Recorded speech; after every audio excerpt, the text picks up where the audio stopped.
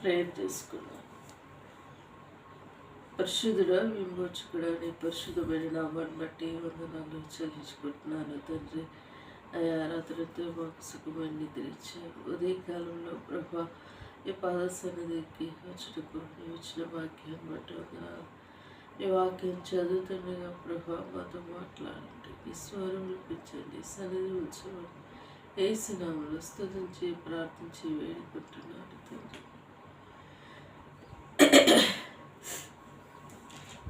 కీర్తనలు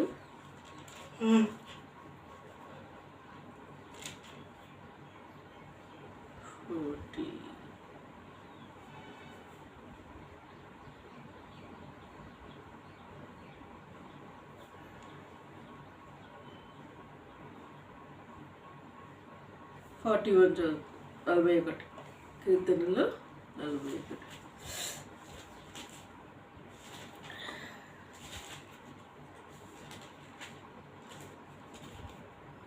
బీదలను కటాక్షించువాడు ధన్యుడు, ఆపత్కాలమందు యెహోవా వారిని తప్పించును. యెహోవా వారిని కాపాడి బ్రతికించును, భూమి మీద వాడు ధన్యుడగును. వాని శత్రువులు ఇచ్చు నీవు దాన్ని అప్పగింపువు. రోగశయ్య మీద యెహోవా వారిని ఆదరించును, రోగము కలగగా నీవే వారిని స్వస్థపరచును. యెహోవా నీ దృష్టి ఎదుట నేను పాపం చేసి ఉన్నాను, నన్ను కరుణింపుము, నా ప్రాణమునకు స్వస్థపరచును అని మనవి చేస్తున్నాను. అయితే నా శత్రువులు నా విషయమై చెడ్డ మాటలాడుచున్నారు. వాడు ఎప్పుడు చచ్చును, వాడి పేరు ఎప్పుడు మాసిపోవునని చెప్పుకొనుచున్నారు. ఒకడు నన్ను చూడవచ్చిన ఎడల వాడు అబద్ధం ఆడును, వాని హృదయము పాపమును పోగు చేసుకొనుచున్నది. వాని బయలు వెళ్ళి వీధులలో దాని పట్టుచున్నాడు. నన్ను ద్వేషించు వారందరూ కూడి నా మీద గుసగుసలాడుచున్నారు. నశింప చేయవల్లని వారు నాకు కీడు చేయని ఆలోచించుచున్నారు. కుదురని రోగం వానికి సంభవించి ఉన్నది. వాడు తన పడక విడిచి తిరిగి లేవడని చెప్పుకుంటున్నారు. నేను నమ్ముకుని నా విహాయతు నా ఇంట భోజనం చేసిన వాడు నన్ను తన్నుటకై తన మడిమే నెత్తును. యెహోవా నన్ను కరుణించి లేవనెత్తును, అప్పుడు నేను వారిని ప్రతీకారం చేసేదను. నా శత్రువులు నా మీద ఉల్లసింపక ఉండటం చూడగా నేను నీకు ఇష్టడని తెలియనాయను. 12. నా యథార్థతను బట్టి నీవు నన్ను ఉద్ధరించి ఉన్నావు, నా సన్నిధి నిత్యము నన్ను నిలబెట్టదు. ఇశ్రాయేలు దేవుడైన యెహోవా శాశ్వత కాలం నుండి శాశ్వత కాలం వరకు స్తుతింపబడును గాక. ఆమేన్. ఇక్కడ దావీదు మహారాజు రాసిన కీర్తన గ్రంథంలో ప్రధాన గాయకునికి మరి దావీదు కీర్తనలు. బీదలను కటాక్షించేవాడు ధన్యుడు, ఆపత్కాలమందు యెహోవా వారిని తప్పించును. ఎంత చక్కటి మాటలు ఆశ్రయించు. దీనికి దానికి సంబంధం ఏముంది? బీదలను కనికరించేవాడు ధన్యుడు, ఆపత్కాలమందు యెహోవా వారిని తప్పించును. కటాక్షం లేని వారు, కనికరించలేని వారు ఈ లోకంలో ఉన్నారు. గుమ్మముల యొద్ద ఎవరైనా అడుక్కోవటానికి వచ్చినప్పుడు వారికి మనం మనకున్నది ఇచ్చి పంపించాలి. వారిపై మనం కటాక్షం చూపించాలి. ఇప్పుడున్న వాళ్ళు మీద ఇప్పుడు అడుక్కున్న వాళ్ళు కూడా ధనవంతులైపోయారు. ఇప్పుడు మన ఇంట్లోకి వచ్చి ఎప్పుడు వస్తారు? ఏదైనా సందర్భం, పండుగలు ఏదైనా ఉన్నప్పుడు వచ్చి అడుక్కొని పోతుంది. వాళ్ళు ఏమని డిమాండ్ చేస్తారు తెలుసా? 100 రూపాయలు అంటే 50 రూపాయలు అంటే తీసుకుంటాం డిమాండ్ చేస్తారు. వాళ్ళకు కూడా ఒక డిమాండ్ అనేది వచ్చింది.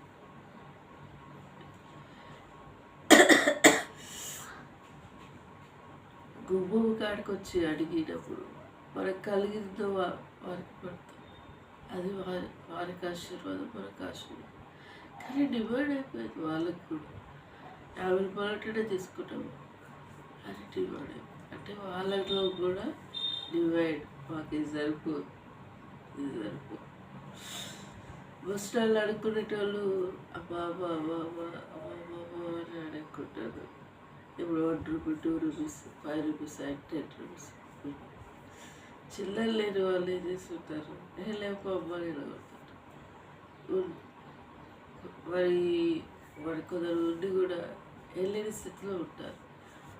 కొన్ని సందర్భాల్లో ఏం చేస్తుంటాయంటే అడుక్కోవడంలో కూడా వాళ్ళలో డిమాండ్ అనేది ఎక్కువ వస్తుంది. డిమాండ్ ఇద్దరే తీసుకుంటాం, తీసుకో. అసలు అప్పుడు కోపుడు బియ్యం తీసుకొని చక్కగా వండుకొని కాదు, వాళ్ళ ఇంటికి అడుక్కొచ్చిన వాళ్ళు ఏం చేస్తారు, అవి కోపుడు బియ్యమా, బివిడి బియ్యమా. బివిడి బియ్యం అయితే తింటాం, కొబ్బరి బియ్యం తినమాట. అరే నాయన, ఆ దొడ్డు బియ్యమే శరీరానికి ఆరోగ్యం నాయన. ఇప్పుడు ఏదో రేవంత్ రెడ్డి గారు అందరు సన్న బియ్యం తినాలని పెట్టింది కదా. ఆ సన్న బియ్యము మంచిది కాదు, ఆరోగ్యం మంచిది కాదు. బీపీ షుగర్లో అన్నీ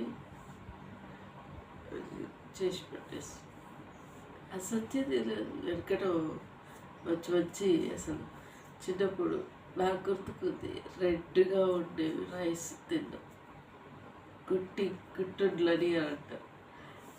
అసలు ఆ అన్నం వస్తే అంత ఎర్రగానే ఉంటుంది, ఎర్రగానే ఉంటుంది. గుట్టొడ్లు అంటారు అవి.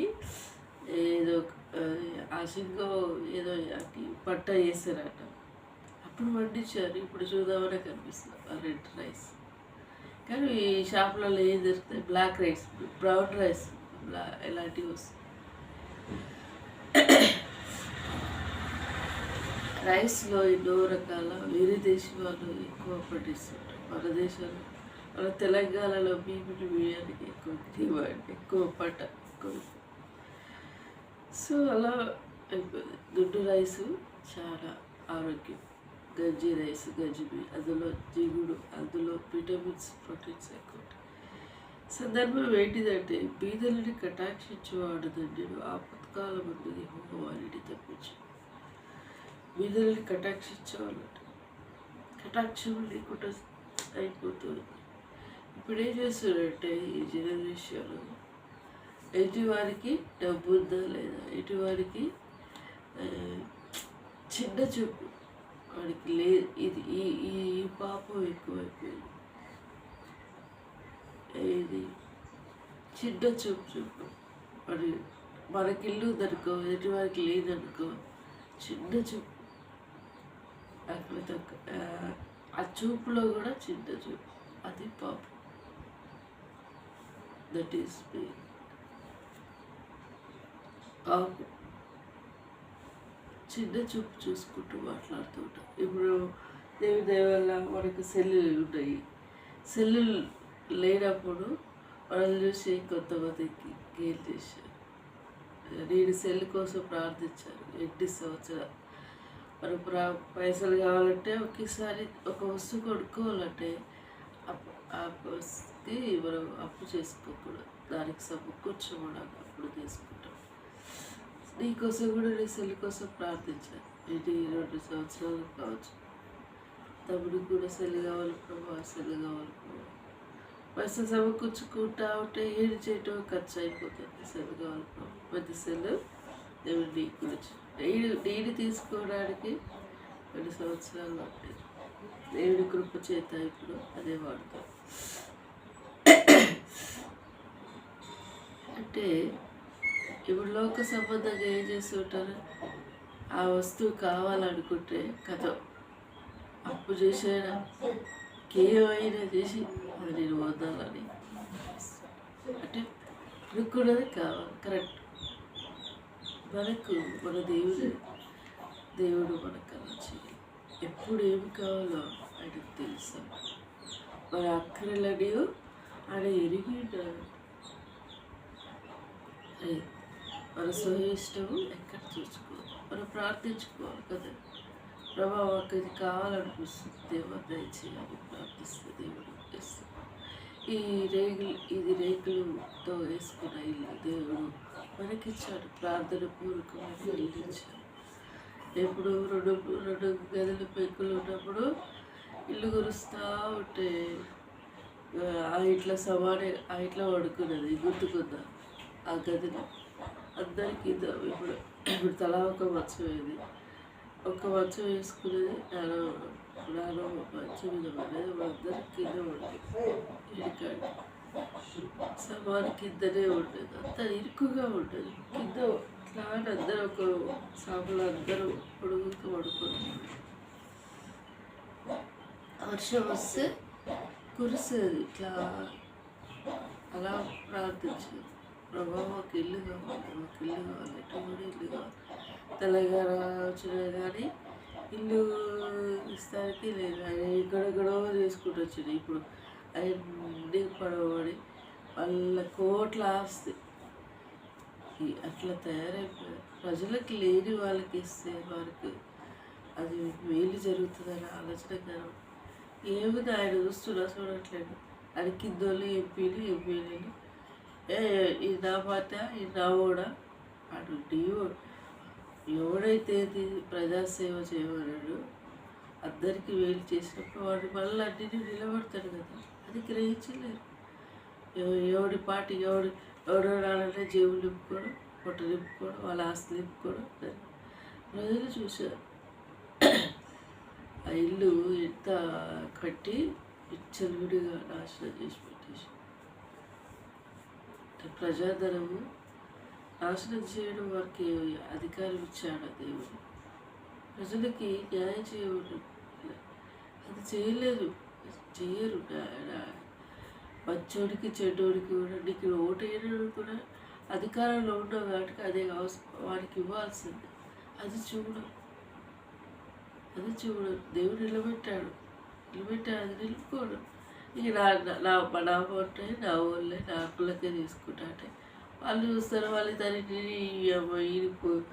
వాళ్ళగా ఈయన చేస్తాడే వాడిని నిలబెట్టినాము మళ్ళీ సరే నిలబడతామని సమయం చూస్తారు, ఓటుతో దెబ్బతీస్తారు.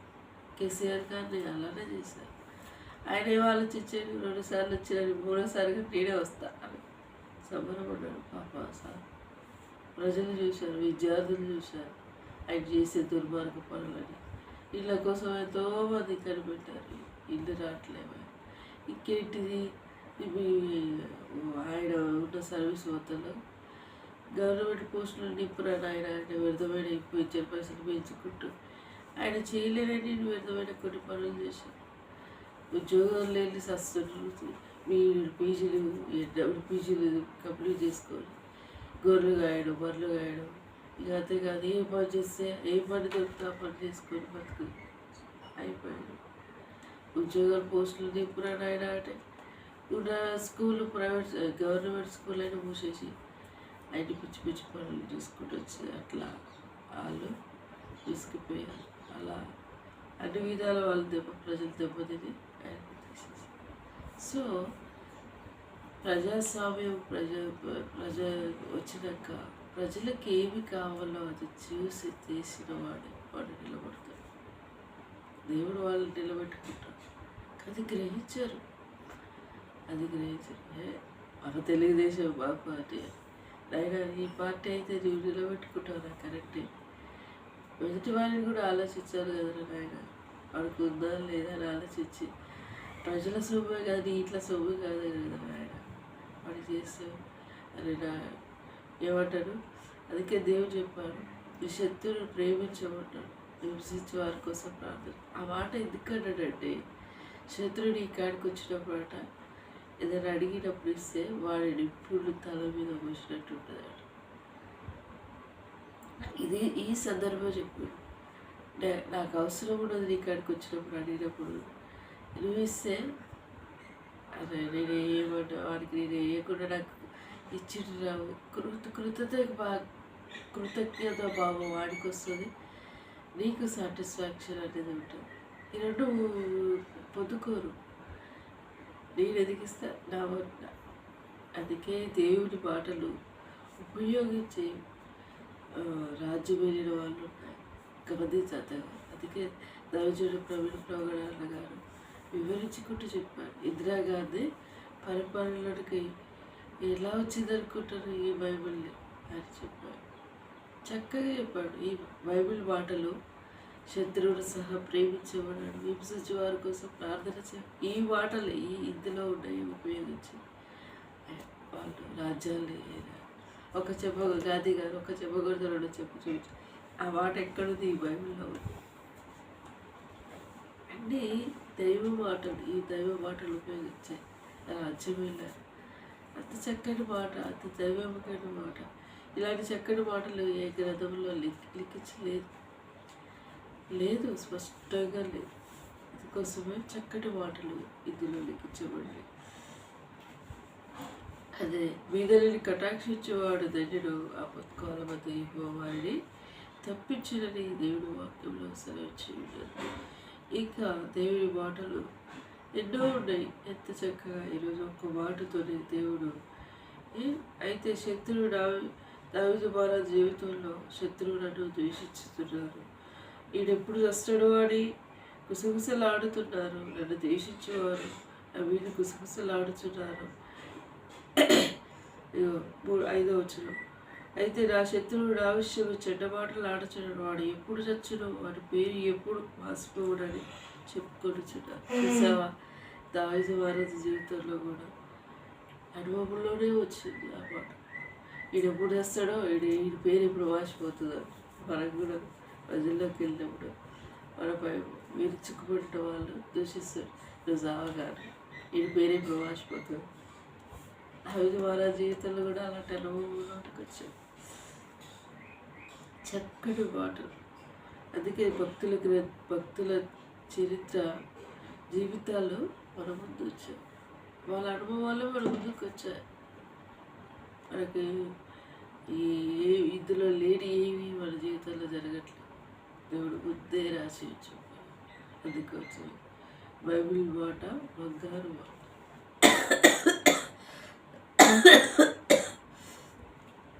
అంతటి చక్కటి మాటలు దేవుడు ఇచ్చాడు. ఈ పరిశుద్ధ గ్రంథాన్ని గ్రహించలేక, హృదయం సరి చేసుకోలేక, హృదయం దేవుడికి ఇయ్యలేక, అబ్బో ఇళ్ళకెళ్తే ఇది చేయదు, అబ్బో ఇళ్ళకెళ్తే అది చేయదు అని తప్పించుకొని చీకట్లో బ్రతకడానికి వెళ్ళేటోళ్ళు ఉన్నారు. కొందరే చేస్తుంటారు. వాళ్ళు క్రైస్తవులు ఎక్కడైనా చేస్తుంటారు. వారి రాయడానికి ఎన్నిసార్లు చెప్పాలి? వాళ్ళ తప్పులు ఎందుకు ఇస్తారు? చక్కగా వెళ్ళు, ఇది నీ మార్గం దేవుడికి చక్కగా జీవించడానికి దేవుడు ఆశీర్వదిస్తాడు. ఎదుటి వాడి కర్రీలో దూరం దూయకురా ఆయన. నీ కట్లో ఇదిగో ఇది ఉంది, ఇదిగో ఇది ఉంది చూడకురా. నీవు చక్కగా వెళ్ళి నీలో నీ కట్లో ఉండదు, నీలో చెత్త లేనిది చూసుకోరా అని దేవుడు చెప్పాడు. అలాంటి మనుషులు సంఘంలో పడితే సంఘంలోనే బయలుదేరి సంఘంలోనే చర్చికి వస్తుంది. ఎన్ని గంటలకు వస్తుందో తెలుసా? దేవుడు మాటలు లాస్ట్ మనకు సమయానికి కుర్రలుగా వెళ్తున్నాం కానీ ఆశీర్వాదం ఆమెడంటారు వెళ్ళే కూడా దేవుడు ఆశీర్వదిస్తున్నాడు. ఇప్పుడు వచ్చినాము అప్పుడు వచ్చినాము. చర్చికి వెళ్తే ఇటు అటు జనాలు చూస్తుంటారు. ఇవేం చీర కట్టుకుంది, అలా ఏం చీర కట్టుకుంది, ఇవేం పాట దేవుడి వద్దలో గడపరచుకోవడానికి వెళ్తూ ఉంటాడు. దేవుడు వాడుకుంటాడు. ఎవరిని ఎప్పుడు వాడుకోవాలా అప్పుడు వాడుకుంటాడు. కొల్లుకుంటారు మనుషులు. నేనే చేసుకోవాలి, నేనే ఎంత భయంకరమైన మనుషులు ఇలా తయారీ కాబట్టి దేవుడి నామం అక్కడ అవమానపరచబడుతుంది. చర్చిలలో మందిరాల్లో జనాలు తక్కువగా ఉన్నాడు కారణం అది. హెబ్రోను మనం వెళ్ళే చర్చిలో దేవుడిచ్చాడు, ప్రార్థన చేస్తే ఇచ్చాడు. ఏమని? రేకులు ఉన్న షెడ్డుని స్లాబ్ కావాలి, ప్రభా దేవుడు ఇస్తాడు. ఎక్కుంటే ఎక్కడ అక్కడ వెళ్ళి తెచ్చేది ఆయన నామానికి అవమానకరంగా నిలబెట్టుకోవడానికి ఇష్టపడు. ఇప్పుడు మందిరం నిండడానికి ఏదో ఒక సందర్భం అయితే అంతా నిండిపోతుంది, ఏదో ఫంక్షన్. సో దేవుడి మందిరం కూర్చోవడానికి ఒక ఖాళీ ప్లేస్ చాలా ఉంది. ఆ ప్లేస్ నిండాలి. కొత్త ఆత్మలు రక్షణలోనికి రావాలి అంటే ప్రార్థన చేయాలి. దానికోసం ప్రభా ప్రాంతాన్ని రక్షించి ఈ వదిన నిండాలి అని అనేక రక్షణలోనికి రావాలని ప్రార్థించినప్పుడు దేవుడు ఆ కార్యం చేస్తాడు. వాళ్ళు నా స్వార్థమే, నా సొంత బుద్ధే, నేను ఒక్కదాన్ని చచ్చిపోతే నాకేమైనా, నా కుటుంబమే రక్షణలోనికి రావాలని సొంత స్వబుద్ధి మనం కోరుకోకూడదు. అందరికోసం ప్రార్థించు. శత్రువుని మేము హింసించే వారి కోసం ప్రార్థన చేయకూడదు. వాడిని ఎవరైనా ద్వేషిస్తే, హేళన చేస్తే, అవమానపరుస్తుంది, వారి కోసం మనం ప్రార్థించాలి. మన మనసు మార్చకుండా మనం ప్రార్థించాలి. దేవుడు చూసుకుంటాడు అంతే. దేవుడి మాటలు దీవించి ఆశ్రయించిన ప్రార్థించుకో. పరిశుద్ధుడా విమోచకుడా నీ పరిశుద్ధమైన నామమును బట్టి వందనాలు చెల్లించుకుంటాను తండ్రి. నేను తిరిగి ఈ రోజు కోసం సిద్ధపరిచాము. ఉదయకాలంలో ప్రభావ నీ పాద సన్నిధికి వచ్చినప్పుడు మాకు ఇచ్చిన వాక్యాన్ని మాట్లాడుతున్నారు. ఈ దినం చూడని వారు అనేకులు ఉన్నారు నాయన. అభివృద్ధి సజీవ లెక్కలో వచ్చి నీ కృప దయచేసి సజీవంగా వచ్చినది కొంటున్నాను దయగలైనా. మరి దావీదు వారి జీవితంలో ఉదయకాలంలో ప్రభా నీ వాక్యం నీ స్వరం వినిపించావు తండ్రి. మేదలని కటాక్షించేవాడు తండ్రిను ఆపత్కాల మధ్య వారిని వినిపించని ఈ వాక్యం వినిపించావు ప్రభా. ఎంత చక్కటి మాట. కరిగించి కటాక్షించలేని ప్రజలు ఉన్నారు నాయన, జ్ఞాపకం చేసుకో. అంతేకాదు ప్రభా మరి దావీదు మహారాజు జీవితంలో ప్రభా నన్ను ద్వేషించేవారు, నన్ను శపించేవారు అనేకులు ఉన్నారని చెప్పి మా జీవితంలో కూడా అలాంటి అనుభవంలో ఉన్నాం. నేను జీవితంలో దేవుని సేవిస్తున్నామంటే అది నీ కృపణైనా నీకు వదనాలు. నీ ప్రేమను బట్టి స్థుతిస్తున్నాను. దొల్లై గ్రామాన్ని రక్షించాను. చీకట్లో బ్రతుకుతున్నవారు, భూగా విగ్రహాలు మొక్కేవారు, అంధకారంలో జీవిస్తున్న ప్రజలను రక్షించమని ఈ పాద సన్నిధిలో వారు పెట్టుకుంటున్నారు తండ్రి. నీకు ఆకుపల్లి వదన ఆత్మల రక్షణలోనికి వచ్చినకు మార్గసరాలకు వచ్చారు. ఇరుగు పొరుగున ఈ ప్రాంత ప్రజలందరినీ రక్షించమని కోరుకుంటున్నాను తండ్రి. నీకు స్తోత్రాలు చెల్లించుకుంటాను. మాకు ఇచ్చిన భాగ్యాన్ని బట్టి స్తుతిస్తున్నాను ప్రభా. తెగలైనా నా కుటుంబాన్ని పేరు పంచకుండా జ్ఞాపకం చేసుకున్నాను. తన అత్త మామ ఆడపడుచులకు రక్షణ లేని వారు చీకట్లో బ్రతుకుతున్న కుటుంబంకు వెళ్ళేది ప్రభా. ప్రియుడిని కనికరించి రక్షించమని నీ పాద సన్నిధిలో వారు పెట్టుకుంటున్నారు. వారందరూ నేను నమ్ముకునే భాగ్యాన్ని దయచేయను. తనకిచ్చిన కుమారులను దీవించండి దేవానికి. దేవా తన భర్త జాబ్ అనుగ్రహించండి.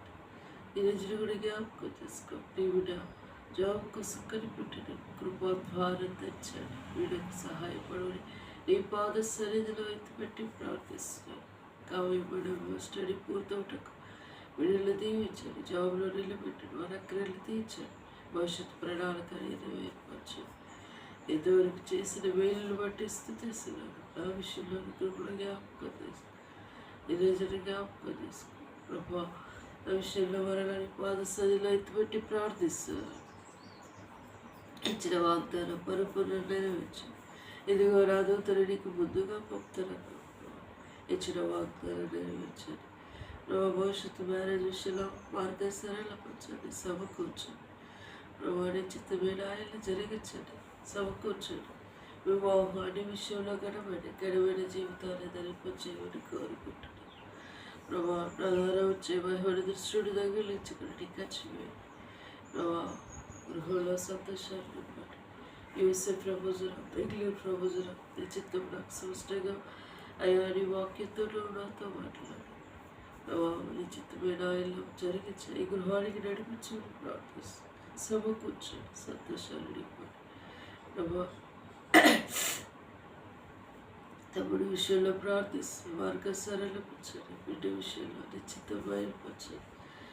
మరి ప్రభా లాజరు అనే కుమార్తెతో నీ సంకల్పంలో ఉంటే మాకు తమ్ముడికి సరైన స్వరం ఇప్పించండి ప్రభా. తమ్ముడు ఎగ్జామ్ మరి ఇంటిమేషన్ కార్డు ప్రభా ఈరోజు వస్తుందో అక్కడ పెట్టడకు మీ పాద సరైన వరకు ఎగ్జామ్ రాష్ట్రకు ప్రియుడిని దీవించండి, సహాయపడడం ప్రార్థిస్తున్నాను. జాబులు నిలబెట్టాడు ప్రభా, కృప దయచేయండి కోరుకు శతకు తంత్రాలు లేపించు అధికార శక్తులు నజరేడేసినాములో నేనే కొరియాడుతూ ప్రభా ప్రార్థిస్తున్నాను. ఉదయకాల సమయం నా ఫ్రెండ్స్ నా కుటుంబపరిచయమైన వారు రక్షణ లేని వారు ఉన్నారు ప్రభా, వారిని కూడా రక్షించమని కోరుకుంటున్నాను. అయ్యా ఇచ్చిన సమయాన్ని బట్టి స్థితిస్తూ ఎన్నే కొనియాడుతూ పూజిస్తూ ఆరాధించుకుంటూ నేను తగ్గించుకుంటూ నామను హెచ్చించుకుంటూ ఏసు దివ్యమైన నామంలో అతి విధంగా స్థుతించి ప్రార్థించి వేడుకుంటున్నారు తండ్రి. ఏసు రక్తమే జయం, సిల్వ రక్తమే జయం. ఏసు నా సంపూర్ణ విజయం కలుగును. అపవాద క్రియలనంతా నాశనం. ప్రైజ్ లార్డ్ అండి. సో మీకు మీ గృహంలో ఏదైనా సమస్య ఉంటే మాకు కామెంట్ రూపంలో తెలియజేయండి. మీకోసం మేము ప్రార్థిస్తాం. దేవుడి మాటలు దీవించి ఆశీర్వదించుగాక.